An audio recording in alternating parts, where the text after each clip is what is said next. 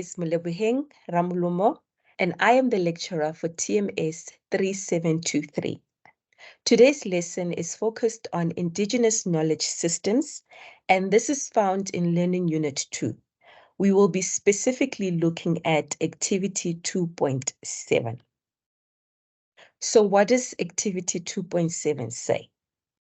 Olelado, a Nigerian student in Kim and Nosizwe's class, joins his peers' conversation.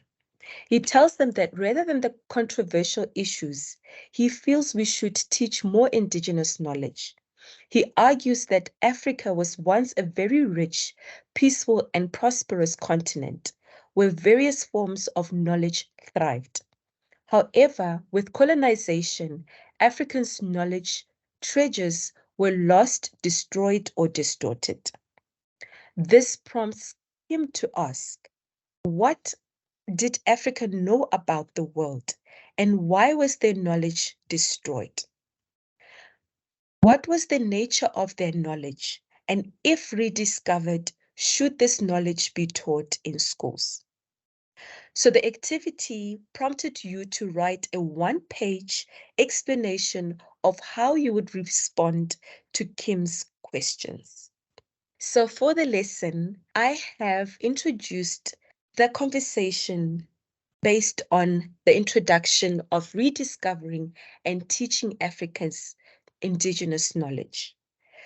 Kim's thought-provoking questions about Africa's knowledge and its fate during colonization provides us with an opportunity to explore the rich history and potential benefits of incorporating indigenous knowledge into modern education. So in response to Kim's queries, this lesson aims to shed light on what Africa's In response to Kim's queries, this lesson aims to shed light on what Africans knew about the world and why their knowledge was destroyed, and the importance of rediscovering and teaching this valuable knowledge in schools today. What did Africans know about the world? African civilizations possessed a vast wealth of knowledge that encompassed various fields such as astronomy, agriculture, medicine, governance, and spirituality. They developed sophisticated systems for navigation and tracking celestial movements and understanding natural environment.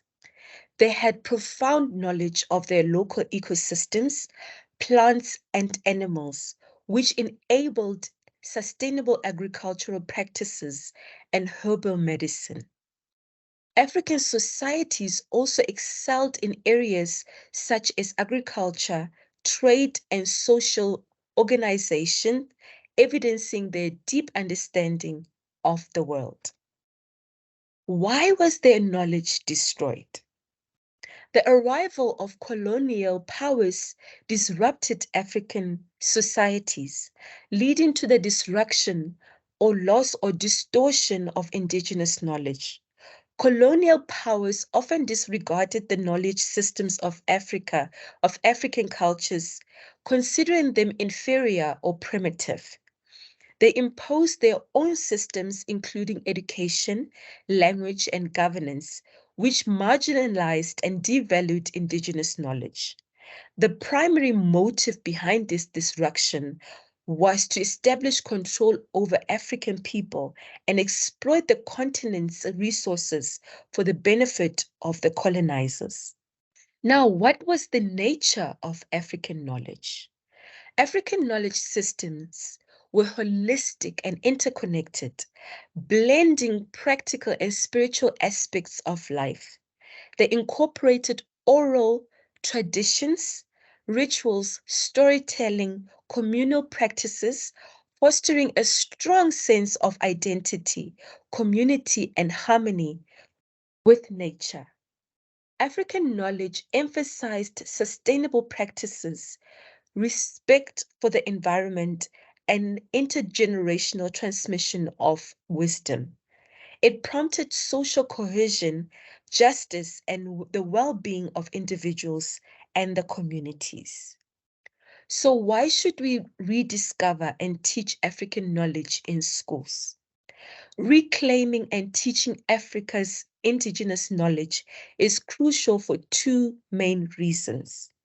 Firstly, it is essential for decolonizing education, prompting cultural diversity, and restoring dignity to marginalized communities. By acknowledging and valuing indigenous knowledge, we foster cultural pride and power African students to connect with their heritage. Secondly, Africa's indigenous knowledge provides valuable insights into sustainable practices, ecological conversation, and innovative solutions to contemporary challenges.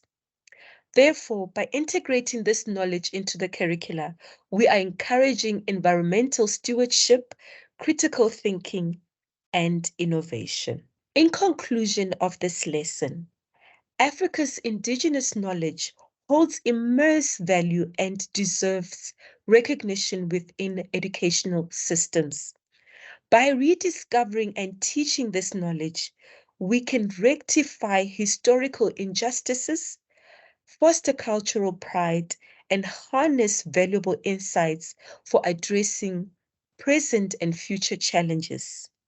Embracing Africa's indigenous knowledge not only enriches education, but also promotes a more inclusive and equitable society where diverse perspectives are respected and celebrated.